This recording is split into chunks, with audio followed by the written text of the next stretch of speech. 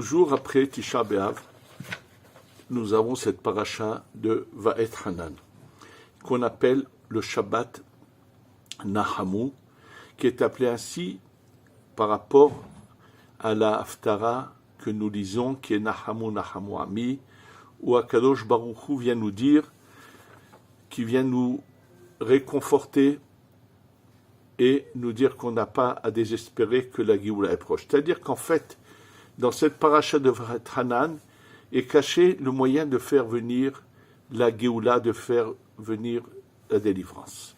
Alors bien sûr, c'est simple, il faut le savoir que le Midrash ramène que le mot Va'et Hanan, qui a la valeur numérique de 515,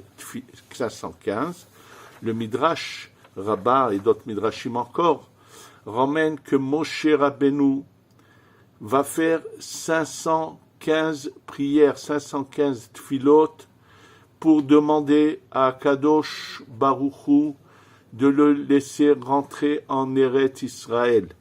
Absolument, il faut voir tous les arguments qu'il va utiliser pour qu'Akadosh Baruch Hu le laisse rentrer en Eretz Israël. En réalité, Akadosh Baruch Hu, bien, c'est sûr qu'il aura accepté cette fille-là, mais si Moshe Rabbeinu était rentré en Eretz Israël, il n'y aurait jamais eu de possibilité à ce qu'un jour, ceux qui ont fauté dans le désert, qui ont été condamnés à 40 ans à cause de l'histoire des Meraglim, des explorateurs, puissent un jour avoir une chance de se relever et de venir en Eretz Israël. C'est-à-dire qu'en fait, Akadosh a dû le laisser parce que c'est lui qui va faire finalement rentrer toute cette génération en Eretz Israël. Donc, en fait, là, on a le secret que la Géoula peut être raccourcie en fonction de notre désir, de notre volonté. C'est ce qu'on voit à travers ces pilotes de Moshe Rabbeinu. Et comme j'ai eu l'occasion déjà de vous le dire, ce que le Chafetz Chaim m'a dit, que s'il n'y avait eu que 30 000 personnes à la suite d'une histoire, il a dit ça, qui vraiment auraient voulu le Mashiach, il serait déjà là. Donc ça a été toujours le rêve et le désir dans toutes les générations d'espérer, de vouloir la Géoula, Ani Ma'amin Be'emuna Shlema, Be'biyat HaMashiach. On a la Emouna que le Mashiach doit arriver à tout instant. Et qui, comme le Chafetz Chaim, avait confectionné un vêtement particulier qu'il gardait pour le mettre dès qu'il entend la venue du Mashiach. Le problème qu'on va voir ensemble et qui va nous aider à nous réveiller pour que justement, on le voit parce que nous sommes vraiment à la dernière limite, c'est d'expliquer cette erreur, cette polémique qu'il y a eu en Europe il y a un siècle, dans le dernier siècle ou un peu plus environ, où des idées tordues et complètement fausses ont été émises. Et ils ont utilisé un texte dans la Gemara de manière complètement faussée. Et pour voir que c'est faux, je vais vous le prouver tout de suite, mais il faut comprendre qu'est-ce qui a fait que autant de personnes, il y a eu des rabbanim même, qui ont pu à ce point se tromper. Qu'est-ce qui les a emmenés à cette erreur? Alors pour cela, je voudrais vous rappeler et vous lire ce qui est marqué dans le Midrash Tanchuma. Le Midrash Tanchuma explique et dit, c'est dans la Parashat Vaera, Siman Yuddalet, le chapitre 14, et là, il parle dans les 10 plaies, la plaie des ténèbres. Il dit, Chosher Lama. Pourquoi Hachem, dans les 10 plaies, a choisi une des plaies, a choisi les ténèbres?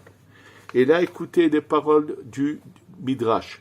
Yitbarach Shemo Shel Melech Malcha Melachim Akadosh Baruch Hu Shelefanav Basopanim. Qui soit loué et béni le nom de Dieu qui a la droiture et qui ne fait qu'à de rien. Et qui connaît le fond du cœur de chacun. Donc il va expliquer pourquoi Hachem a anéanti autant de Béné Israël pendant cette période du Chosher. Il ne pouvait pas le faire aux yeux des Égyptiens, parce qu'ils auraient pensé que, de toute façon, Akadosh Baruch Hu aussi les anéantit à eux, au Béné Israël. Et donc, ça a été fait pendant cette période. Il dit de qui il s'agit. En fait, il faut savoir que lorsque les plaies commencent, ça va durer 1 an où les Bnei Israël ne sont plus sujets aux Égyptiens. Ça veut dire que les Égyptiens ne peuvent plus les obliger à faire du travail. Maintenant, il y avait des personnes qui étaient devenues amis des responsables égyptiens qui faisaient travailler le peuple d'Israël. Et comme ils étaient en bons termes, et il dit ici qu'ils se sont mis à avoir des honneurs et de la fortune. Il dit, voilà, Vayalahem Sham Kavod Ve'osher Velo Ayu Rotzim Latzet Mimitzraim. Et il ne voulait pas sortir d'Égypte. Qu'est-ce qu'il a fait à Kadosh Baruch Hu? C'est ces gens-là que Hachem a tués pendant le Chosher. Oui, ceux qui ont été anéantis, c'est tous ceux qui n'avaient pas envie de quitter l'Égypte. Et d'ailleurs, avec cela, je voudrais vous dire que pour qu'il y ait que Hachem puisse anéantir le minimum et que ça soit pas, qu'il n'y ait pas trop de gens comme ça, étant donné que je vous ai dit que la servitude du dur avait arrêté, donc beaucoup ont commencé à sillonner la terre et à mettre des grains de blé, voulaient faire pousser une récolte. Or, quelqu'un qui sème pour voir sa récolte, il est impatient de la voir. Et qu'est-ce qu'il a fait Hachem pendant la plaie des sauterelles? C'est marqué que les sauterelles sont allées et ont mangé tout ce qu'il y avait, toutes ces graines qui se trouvaient dans les sillons dans la terre. Et Akadosh Baruch Hu a fait cela pour que eux, quand ils verront que finalement leurs graines ont été mangées par les sauterelles, donc il n'y a plus d'espoir de voir une récolte, ça ne leur donne pas envie de rester pour voir enfin leur récolte et ainsi de suite.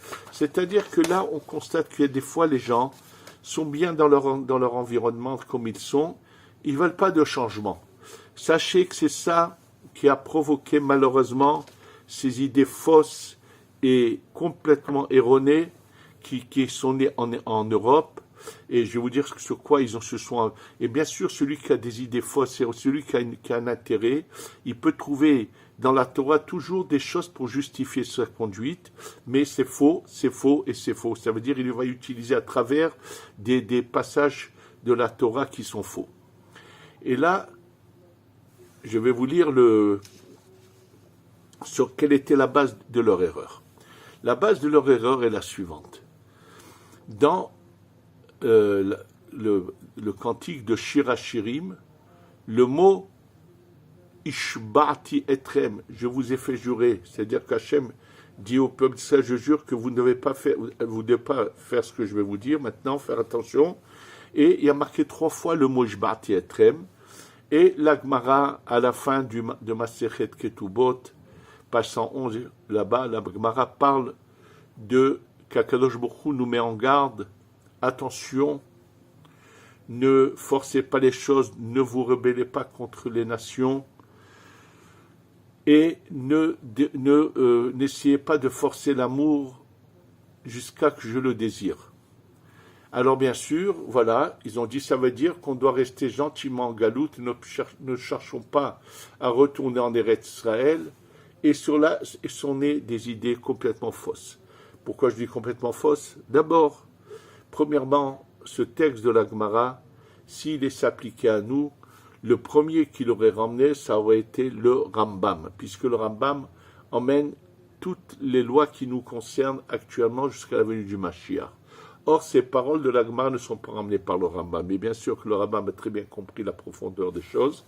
Et sachez que Rabbi Haïm Vital, l'élève du Harizal qui a vécu il y a 400 ans, Rabbi Haïm Vital parle de cela dans sa préface à un livre qui s'appelle le Sha'ar HaAkdamot. En fait, dans cette préface de ce livre, Sha'ar HaAkdamot c'est lorsqu'il a s'est mis à écrire tout ce qu'il a appris du Harizal. Il l'a fait en plusieurs fois.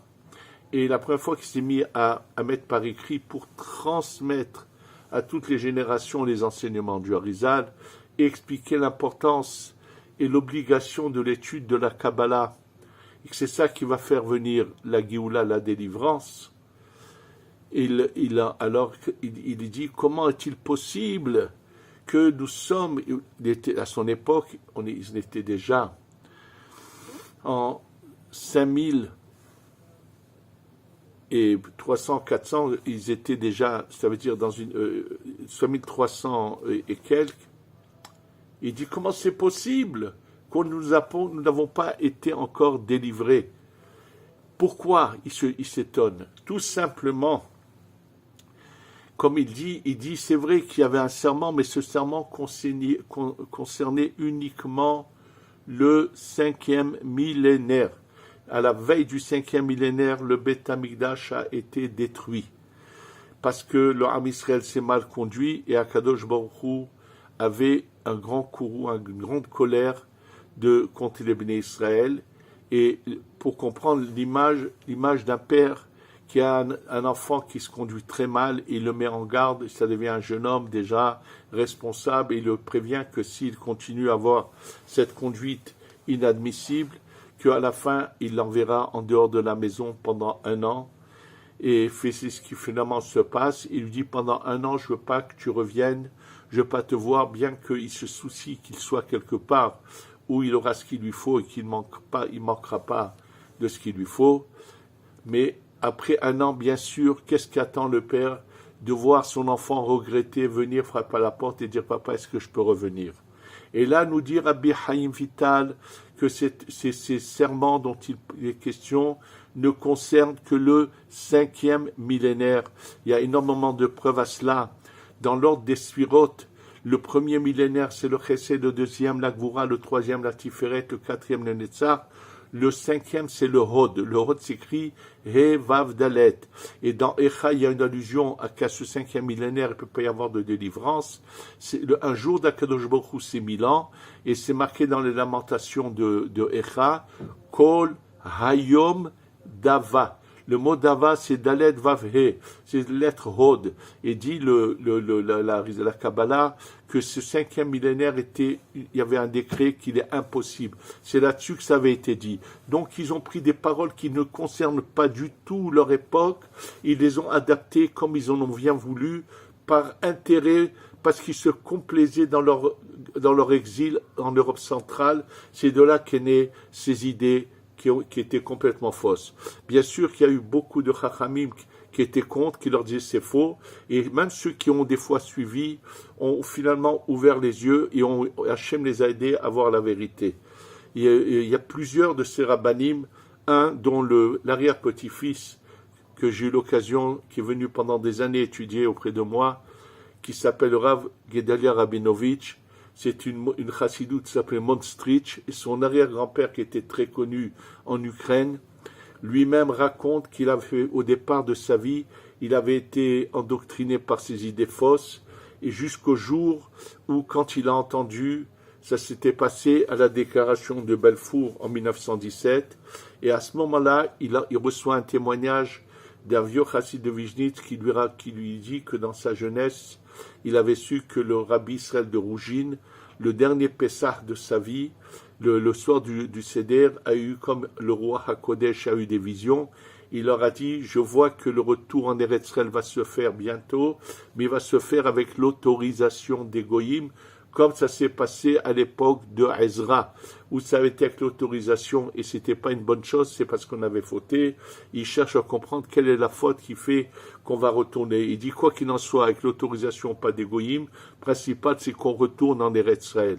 Et il y avait eu à ce moment-là, quand il y a eu à ce moment-là la déclaration de Balfour, ce Rav Yoshua Rabinovitch, qui a entendu ça, a compris qu'il avait fait fausse route et a changé ses idées. Tout a été écrit.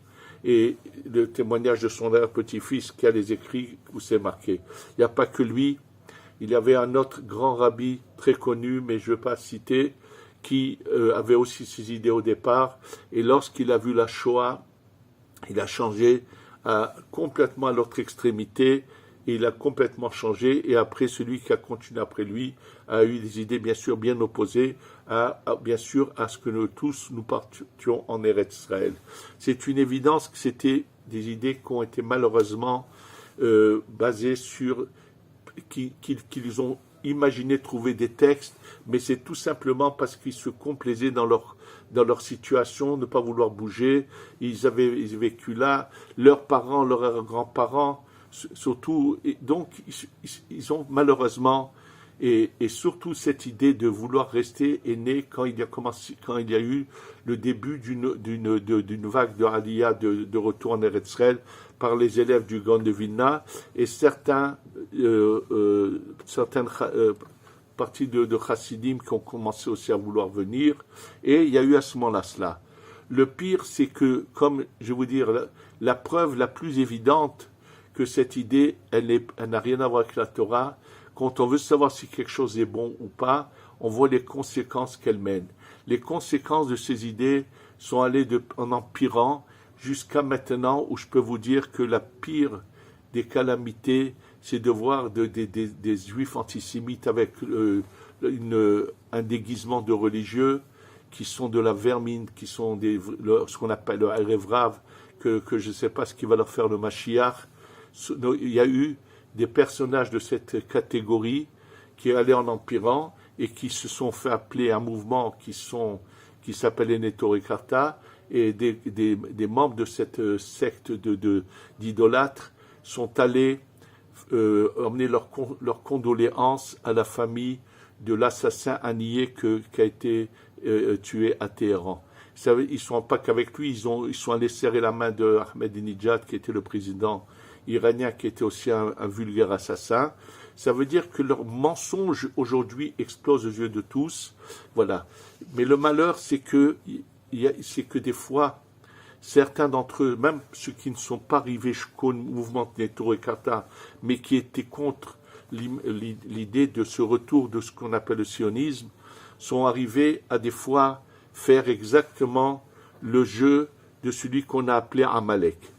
De quoi il s'agit? Il faut savoir, comme c'est marqué, quel était le mal qu'a fait Amalek. Il est divisé en plusieurs parties, mais une des parties du mal qu'a fait Amalek est justement qu'il est parti, il est venu au moment où les Bnei Israël commençaient à se renforcer, à développer chez eux une émouna totale en Akadosh Baruch Hu. Il est venu les refroidir dans la émouna, comme le ramène Rashi sur Asher Karcha Baderer. Dit Rashi, il y avait une bassine d'eau brûlante que personne n'osait approcher. Il y en a un qui a sauté dedans, bien qu'il s'est brûlé, il a refroidi l'eau. C'était ça. Et celui à qui je fais allusion, à ce vieillard qui était en Amérique, qui a pu pourrir sa bouche au moment après la guerre des 6 jours, ou qui a réveillé la quasi-majorité du peuple d'Israël. Beaucoup se sont réveillés grâce à ces miracles fabuleux qu'il y a eu à la guerre des 6 jours. Et pour cela, je voudrais juste encore vous témoigner un témoignage que justement m'a raconté ce Rav dont je vous ai parlé tout à l'heure, le Rav Gedalia Rabinovitch, qui m'a dit que lorsqu'il était à Washington, il a rencontré quelqu'un qui a un magasin de boissons alcoolisées, toutes sortes de boissons, à côté des bureaux de l'administration américaine. Et il lui a raconté qu'au moment où, en juin 67, je me souviens moi de cette période où toutes les nations arabes se sont unies contre Israël, l'Égypte au sud, la Jordanie avec l'appui de l'armée irakienne, au nord la Syrie, et bien sûr tout le monde tremblait parce que ça aurait été Chas v'Shalom, ça risquait d'être une deuxième Shoah. Et lui raconte que pendant cette période-là qui a été avant la guerre, il raconte que les employés qui venaient chez lui acheter de la poisson, ceux qui travaillaient dans les bureaux américains, lui ont dit, tu sais, cette fois, l'Amérique ne va pas bouger, et ils lui ont fait comprendre que Chas v'Shalom, ça allait être la fin de l'État d'Israël. Et voilà ce que lui leur a répondu. Bien que c'était un juif qui n'était même pas pratiquant, mais qui avait sa fierté de juif, il leur a dit, n'ayez pas peur, nous on n'a pas peur, on n'a pas besoin des Américains, on a Dieu avec nous. Et bien sûr, tous les personnages qui venaient lui riaient au nez, parce que en voyant toutes les armées qui entourent Israël et qui voulaient l'attaquer, bien sûr, pour eux, ils se foutaient des paroles de ce monsieur quand il leur répondait cela. Et une fois que cette guerre éclair, où ces miracles fabuleux ont eu lieu, il a pu leur dire, vous voyez qu'on a un Dieu qui nous a défendus, qui nous protège, et ça a été bien sûr un grand Kiddush Hashem. Et à ce moment-là, où tout le monde était feu et flamme, et où ça réveillait la Emouna, et c'est ça ce qui compte dans notre génération, comme l'écrit en long et en large dans le Sefer Shomer Emunim, que nous devons nous renforcer aujourd'hui dans la Emouna. Tzadik be'emunato yahyeh, ba habakuk ma'adochal echad, Tzadik be'emunato yahyeh, je vous expliquer ce que ça veut dire. C'est Paul Lagmara qui dit que dans notre génération, ce qui compte, c'est la Emouna. Et à ce moment-là, un livre ordurier a été écrit par celui qui dirigeait une secte de chassidim aux États-Unis, qui est un homme qui, à côté de cela, avait beaucoup de valeur, et que c'est quel malheur qu'il se soit aussi tombé. Il a fait le jeu de Amalek au moment où les Juifs étaient en train de se réveiller et de se renforcer dans les Mouna. Malheureusement, lui, il n'a fait que faire cette erreur grotesque de vouloir ne pas reconnaître les miracles d'Akadosh Baruch Hu et de vouloir raconter de telles ordures vraiment de l'idolâtrie, de dire que c'était les forces du mal qui ont fait des miracles. C'est un malheur que des choses pareilles ont pu être dites. Et justement, il faut savoir que le retour vers Eretzret s'est fait par étapes. Et comme je vous l'ai déjà dit, ça a été d'abord Eretzret sans Yerushalayim, en 67 c'était Yerushalayim, et maintenant ça continue à se développer. Et également, qu'est-ce qui anime ces personnes qui ont ces idées comme ça tordues? Je voudrais juste leur rappeler à tous ceux qui sont contre, qui n'encouragent pas au retour en Eretzrel, ou qui disent dans leur communauté non, vous devez rester, et ainsi de suite. Je voudrais rappeler que la faute des explorateurs, les Meraglim, le Zohar dit que pourquoi les Meraglim ont-ils eu une vue aussi tordue de vouloir dire du mal d'Eretz Israël pour que les gens n'y aillent pas? Le Zohar dit que tout simplement, ces princes qui avaient été envoyés, chacun était comme grand rabbin de sa tribu. Et ils savaient, on leur avait déjà dit qu'en rentrant en Eretz Israël, on changeait, on mettrait d'autres personnages à leur place. Et il dit, parce qu'ils se sentaient concernés, leur honneur, ils seraient plus entre-grimés, les grands rabbins, chacun de sa tribu. C'est ça qui les a influencés à avoir une vue complètement mauvaise, qui a fait que, à cause d'eux, toute la génération du désert reste dans le désert, qui a fait que ce jour où ils ont fait pleurer le peuple d'Israël, qui était le 9 Av, qui a provoqué qu'il y aurait des pleurs le 9 Av pendant des générations et des générations, c'est eux qui ont été responsables de tout cela. Et c'est ce qui se passe avec aujourd'hui beaucoup de gens qui ont des communautés, qui ont peur pour leur leur entourage, que si ces gens s'en vont, ils n'auront plus leur poste de chef de communauté, et ainsi de suite. Et ça, c'est une erreur. Il faut qu'on comprenne une chose. Nous sommes actuellement très proches de la Géoula. Et comme je voudrais vous le rappeler, le Ora Haïm Akadosh, Rabbi Haïm Ben Atta, qui à son époque devait être le Mashiach, comme il l'écrit lui-même. Et il a réussi à emmener une centaine de familles d'Italie à le suivre. Et il a dit, quand il a compris que ça y est, il n'a pas réussi et qu'il allait bientôt quitter ce monde, il a écrit, si j'avais réussi à convaincre plus de personnes à me suivre, la Géoula serait venue. C'est une évidence que là, nous sommes, au moment où je vous parle, nous sommes devant une situation où plusieurs nations s'unissent les nations s'unissent pour nous combattre. Et là, le Zohar dit qu'au moment où s'unissent toutes ces nations pour nous combattre, c'est à ce moment-là que le Mashiach se dévoile et vient les combattre. Donc nous sommes vraiment en train de vivre ces derniers moments de la galoute. C'est une évidence que tous ceux qui peuvent, dépêchez-vous de venir pour venir accueillir le Mashiach ici. Oui, nous sommes dans les derniers moments de la galoute. Et Akadosh Baruch Hu nous montre des choses fabuleuses. Comme nous venons de le voir maintenant que les têtes de nos ennemis sont en train de tomber. Et comme je vous l'ai déjà dit, c'est la preuve évidente que là-haut, l'ange qui les représente est en train de tomber, comme c'est marqué qu'au moment de la sortie d'Égypte, sur la mer, lorsque le pharaon a été englouti avec les Égyptiens, et que c'est marqué qu'ils ont vu l'Égypte, c'est marqué, le Zohar dit qu'Akadosh a montré l'ange là-haut de Égyptiens qui a été détruit, anéanti, ce qui a provoqué leur chute ici. Et comme nous voyons qu'actuellement les têtes tombent les unes après les autres, c'est des signes évidents. Et là, vraiment, bien sûr, nous devons tous nous réjouir. Et je voudrais pour cela vous citer les paroles de la Gemara dans Masechet Megillah.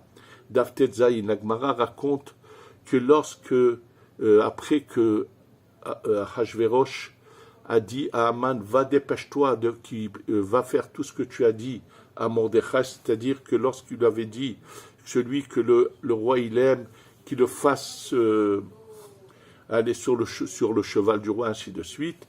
Donc Haman va bien sûr chez Mordechai, il emmène le cheval, il emmène la tenue, et c'est marqué que en fait, Mordechai, qui était faible, va dans les bains et c'est Haman qui le lave de la tête aux pieds, l'habille.